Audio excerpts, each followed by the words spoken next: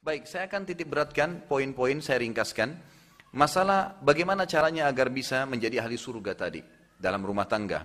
Yang pertama saudaraku, agar kita bisa menjadi penghuni surga pada saat kita berumah tangga, yang paling pertama mencari pasangan yang soleh dan soleha. Ini wasiat Nabi SAW. Bangun dari awal asasnya itu. Wasiat Nabi SAW kepada semua laki-laki. Tungkahul mar'a li arba'ah. Limaliha wa hasabiha wa jamaliha wa diniha. Fadfar bidhatid din taribat yadak. Wanita dinikahi karena 4 hal, hartanya, keturunannya, kecantikannya, dan juga agamanya. Umumnya laki-laki menikahi perempuan karena salah satu dari 4 poin ini. Lalu kata Nabi SAW, dahulukan yang beragama, hidupmu akan tenang. Maksudnya hidupmu akan tenang adalah tidak ada perselingkuhan, tidak ada masalah, dan seterusnya. Gitu kan? Dan nanti juga dia akan membawa ke surga. Kata Nabi SAW, dunia mata wa khairu mata mar'as salihah. Ya. Dunia ini perhiasan dan sebaik-baik adalah wanita yang salihah. Jadi kita disuruh. Dalam hadis riwayat Bukhari yang lebih tegas lagi, ya, dikatakan, wala amatun saudaun kharma dzatud din khair.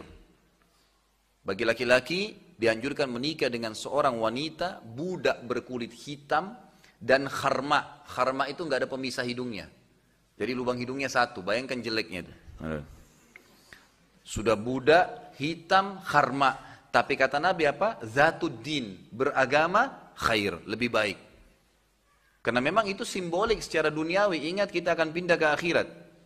Di sana sudah banyak macam-macam janjinya, gitu kan? Jadi ini cuma melewati kehidupan dunia. Di situ perintahnya.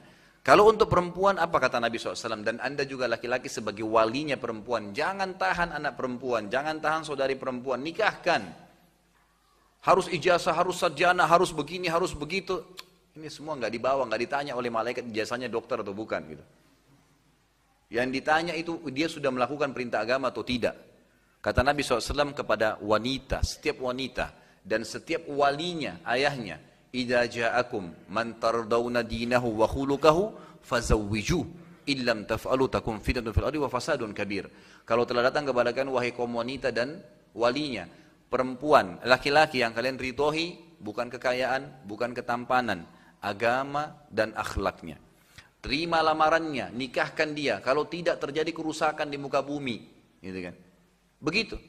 Berapa banyak sahabat yang datang kepada Nabi SAW, lalu kemudian mereka meminta agar Nabi SAW berikan tunjukkan jodoh. Mereka minta ada 2 laki-laki yang ganteng ditunjuk, ini ya Rasulullah, ini ya Rasulullah. Nabi SAW tunjuk Usama bin Zaid. Usama bin Zaid ini anak budaknya Nabi SAW berkulit hitam. Tapi Nabi SAW mengatakan Usama lebih baik kalau kau ingin mengikuti saran saya. Jadi di sini agama, pondasi pertama agama. Teman-teman sekalian tolong difahami. Kita sebagai orang tua kalau sudah punya anak, kalau belum menikah teman-teman yang bujang atau yang gadis juga pegangi masalah ini. Yang itu.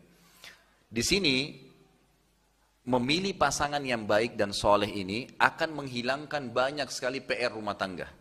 Contoh begini.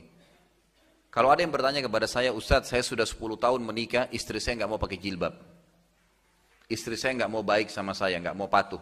Sampai tadi malam saya kaget ada ikhwah yang datang curhat dengan saya di Jakarta. Ustadz, afwan saya ada masalah Ustadz. Kenapa akhi? Saya baru cerai dengan istri.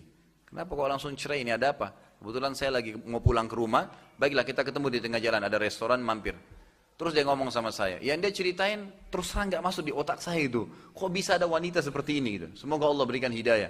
Dia bilang, ini istri saya suka mengajak saya berantem, jadi diajak pakai pukul-pukulan, berantem, banting barang, tanpa sebab. Kenapa sebabnya akhi? Ente sportif, bilang sama anak. Dia bilang iya, saya sebenarnya kadang-kadang kalau mau keluar, gitu, mau keluar rumah, kalau dia curiga sesuatu pasti dia langsung tahan rumah.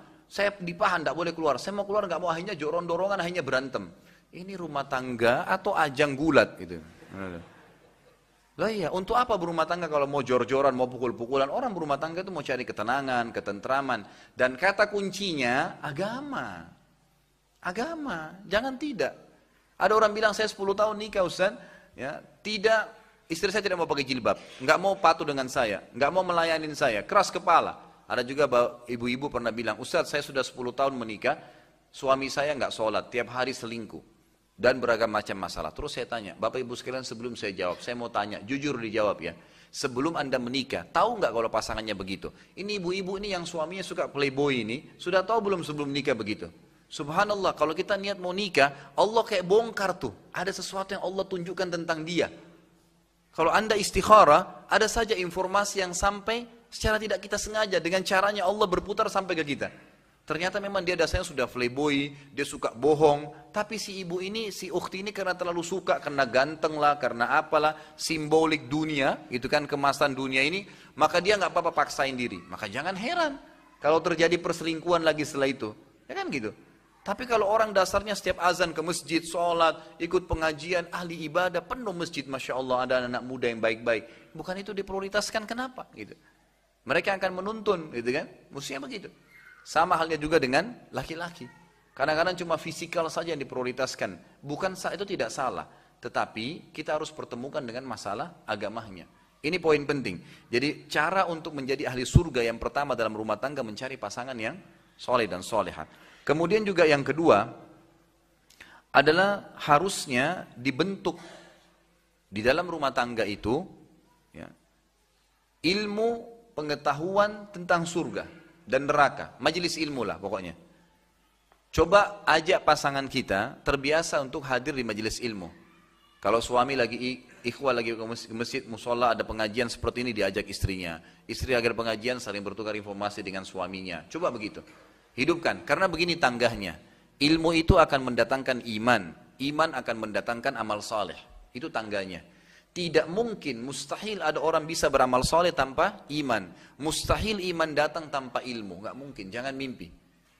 Ya, ini penting sekali. Jadi hadir di majelis ilmu seperti ini beda. Hadir dan sebelum hadir. Sebelum hadir pasti beda imannya. Jadi ilmu akan datangkan iman. Iman akan datangkan amal soleh. Akan lebih gencar kita beramal soleh kalau ada ilmunya. Makanya majelis ilmu nggak boleh kosong. Mohon maaf, saya bahasakan saya pribadi ikhwas. Ini bukan riya, nggak ada hubungannya dengan riya. Tapi saya biasa mujahadah diri sendiri. Saya kalau tidak dengar ceramah, walaupun ceramah saya sendiri dalam sehari, saya merasa iman saya drop iman saya. Padahal kadang-kadang di Jakarta ikhwah, saya punya, dan akhwat sekalian, saya punya ceramah sampai 4 kali. Kadang-kadang saya keluar pagi ada kuliah duha, sambung lagi siangnya, sambung lagi maghribnya, sambung lagi asarnya, sambung lagi isyaknya, gitu kan.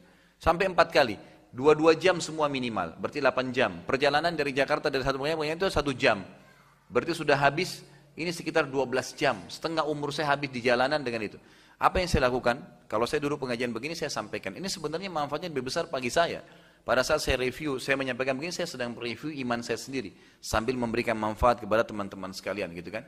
Jedah yang saya duduk di mobil, itu saya gunakan lagi untuk dengar ceramah, dengar tilawah. Tidak ada peluang untuk masuk celah di situ kemaksiatan. Dan itu saya rasakan seperti kita lagi tercas terus ya, terjaga terus. Pulang ke rumah tinggal istirahat. Saya pulang ke rumah pun istri saya ngomong masalah agama. Saya tanya bagaimana anak-anak, bagaimana begini tadi sholatnya terjaga nggak, ada tamu yang datang nggak, semua positif. Ada masalah apa saya pecahin sama dia, kemudian istirahat. Bangun sholat sama-sama saya bangunin. Saya berusaha pokoknya menjalankan agama. Dan itu sebenarnya tinggal dijaga saja, komitmen. Dan itu bisa dengan ilmu. Ada banyak alhamdulillah di Jakarta pengajian saya mereka berubah. Saya bilang Bapak Ibu sekalian, ada hal-hal mendasar yang tidak bisa kita pertemukan. Begini, pahala itu, amal soleh punya kenikmatan, dosa itu juga punya kenikmatan. Tapi 2 kenikmatan ini tidak bisa disatukan. Kalau antum pelimplang, sebentar berpahala, sebentar buat dosa, maka ini tidak jelas statusnya. Tidak pernah merasakan kehusyuan sholat, tidak pernah merasakan nikmatnya ibadah, juga kemaksiatannya setengah-setengah. Gitu. Ini memang begitu, tidak bisa disatukan. Kenikmatan ibadah ada, dan kenikmatan dosa ada. Contoh, antum sudah biasa menjaga sholat, begitu azan langsung sholat. Dan kita sudah coba komitmen untuk itu. Dan ingat, ibadah harus tanda kutip dipaksakan. Manjadda wajad. Siapa yang berusaha dia akan dapat, gitu kan? Walladzina jahadu fina lanahdiyannahum subulana, kata Allah. Yang berusaha memaksakan dirinya mau beribadah ke jalan kami, kami akan tunjukkan jalan-jalan kami. Kalau bapak ibu dan ikhwas sekalian tidak jadwalin sholat malam, tidak bakal pernah sholat malam selamanya. Kalau tidak jadwalin baca Quran, cuma dipajang di lemari, tidak akan pernah baca Quran, gitu kan? Paksain, harus berdiri, lawan. Mujahadatun nafs namanya, harus begitu. Nah nanti kita kalau paksain ibadah, kita akan rasakan kenikmatan ibadah itu. Kalau kenikmatan ibadah sudah muncul, nanti kenikmatan dosa hilang. Dan ini puncaknya ya. Misal kita sudah biasa azan langsung sholat. komitmen, jaga sebulan misalnya atau seminggu. Nanti kenikmatan maksiat meninggalkan sholat sudah hilang. Sedikit kita ketinggalan 1 rakaat saja, kita sudah merasa kehilangan sekali. Karena kenikmatan dosanya sudah hilang. Beda dengan orang yang sudah terbiasa meninggalkan sholat, dia rasakan nikmat, maka hilang nikmat ibadahnya, gitu kan? Nikmat ibadah, jadi tidak bisa bersatu ini.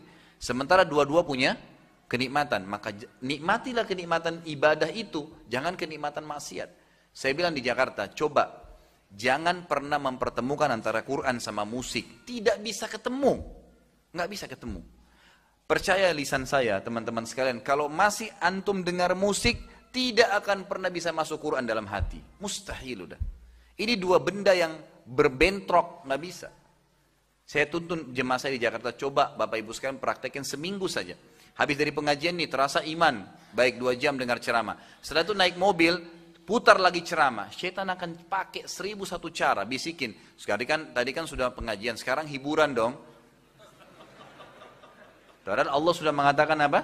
Ya, zikir kan? Ala bidzikrillah tatmainnul qulub, bukankah dengan zikir hati itu tenang? Sebenarnya kenikmatan tadi kita hadir di pengajian merasa keimanan, itu harus dijaga. Naik di mobil, putar lagi ceramah. Syaitan bisikin apapun, tolak. Syaitan tuh gampang, lemah, ditolak saja. Jangan diikutin, gitu kan? Sudah selesai urusannya. Tapi ini memang 2 hal tidak bisa ketemu Bapak Ibu sekalian, memang tidak bisa. Makanya Abu Bakar wajar mengatakan musik itu adalah mazamirus syaitan. Ya, panah atau paku beracunnya syaitan. Susah sekali bertemu antara itu. Pastikan kalau antum dengar musik tidak bisa dengar Quran. Susah. Kalaupun dengar Quran itu tidak ada kenikmatannya. Tidak ada ceritanya kita mau nangis karena dengar ayat, itu susah. Gitu kan? Tapi kalau komitmen Quran aja terus, maka nanti ini akan hilang kenikmatannya. Kita merasa nggak enak. Subhanallah, ada jemaah saya ikut haji sama saya kemarin di Makassar, pengusaha marmer. Dan dia bilang sama saya, waktu saya naik di mobilnya terakhir kemarin, sudah berubah luar biasa, Masya Allah. Dia sudah pelihara jenggot, dia sudah berubah, banyak hal. Ditinggalin semua yang berhubungan dengan masalah riba, banyak perubahan yang luar biasa. Dia duduk sama istrinya di mobil dengan saya, kebetulan diajak makan waktu itu. Kemudian saya tanya, bagaimana perasaannya sekarang setelah lama tidak dengar musik? Dia bilang, Ustadz, setelah saya ikuti nasihat Ustadz untuk tinggalin musik sama sekali, saya dengar Al-Quran saja, terus dari Quran ke ceramah. Awalnya memang agak jenuh, syaitan kadang-kadang godain, tapi seminggu, sebulan. Sekarang terbalik Ustadz, kalau saya putar musik saya berpikir, kok bodoh benar dulu saya dengar ini ya. Yang satu teriak, yang satu sedih, yang satu kata cinta, yang satu selingkuh, yang satu ini. Gak ada manfaatnya, minimal gak ada pahalanya. Dengar Quran 1 huruf 10 pahala, ngapain kita harus begitu? Gitu kan? Coba dalam rumah tangga itu dibentuk ilmu. Yang ilmu ini nanti dalam majelis bisa kita misalnya buat ya pengajian di rumah, atau misalnya kita hadir dalam majelis ilmu, atau minimal mendengar ceramah. Ini poin yang kedua. Jadi selain pasangan soleh dan soleh harus ada dibumbui dengan majelis ilmu. Yang ketiga, membentuk bi'ah. Bi'ah itu lingkungan, Bapak Ibu sekalian. Lingkungannya juga harus yang baik, lingkungan yang baik ya. Jadi kalau kita jalan sendirian pakai kopiah haji atau pakai baju koko, 1 orang beda dengan 10 orang kalau jalan. Semuanya pakai baju koko. 1 orang akhwat kita pakai cadar, beda dia jalan dengan 3 orang atau 10 orang pakai cadar. Lebih percaya diri, membentuk komunitas penting. Bi'ah itu lingkungan harus dibentuk. Bi'ah ini berhubungan juga dengan poin keempat, masalah teman. Saya sering kasih contoh begini. Mohon maaf kalau teman-teman masih ada yang merokok, saya bahasakan ini. Mudah-mudahan bisa menjadi inspirasi gitu kan. Sebenarnya itu kan masalah sugesti saja, masalah sugesti. Ada teman-teman di Jakarta banyak tinggalkan rokok gara-gara saya bahasakan ini. Kalau saya tanya teman-teman yang masih merokok, kenapa Anda merokok? Jawabannya selalu, kalau saya tidak merokok, tidak bisa berpikir. Kalau saya tidak merokok, saya tidak percaya diri. Jadi sebenarnya dia sedang menggantung kepercayaan dirinya di 1 batang rokok itu. Ini kan pemahaman yang keliru gitu kan. Semestinya dia ganti itu. Maksudnya sugestinya ke hal-hal yang positif, jangan ke situ gitu kan, jangan ke situ. Sekarang kalau saya tidak merokok, teman-teman sekalian, saya berteman dengan 10 orang perokok. Kira-kira apa yang terjadi? Saya nggak mau merokok, saya nggak perokok sama sekali. Tapi teman saya ini semua baik-baik kok, cuma merokok semua. Kira-kira seperti apa kejadiannya?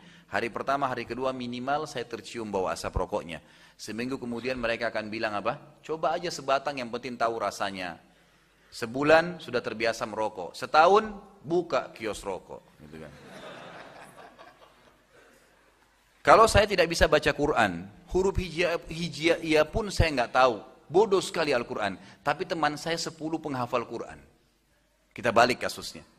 Hari pertama, hari kedua malu. Seminggu sudah belajar huruf hijaiyah. Sebulan bisa ngaji. Setahun hafal Quran, gitu kan. Bentuk komunitas itu penting. Boleh bergaul, supel sama siapapun, tapi teman dekat orang baik semua, orang yang berprestasi. Nggak boleh sembarangan. Ini penting. Kata Nabi SAW, Al-mar'u ala dini khalili. Seseorang sesuai dengan agama temannya. Jadi harus kita tahu, kita bentuk masalah itu. Insya Allah dengan kita bentuk ini, dengan izin Allah Subhanahu Wa Taala, kita akan terbentuk menjadi penghuni surga. Tinggal tunggu mati datang, selesai.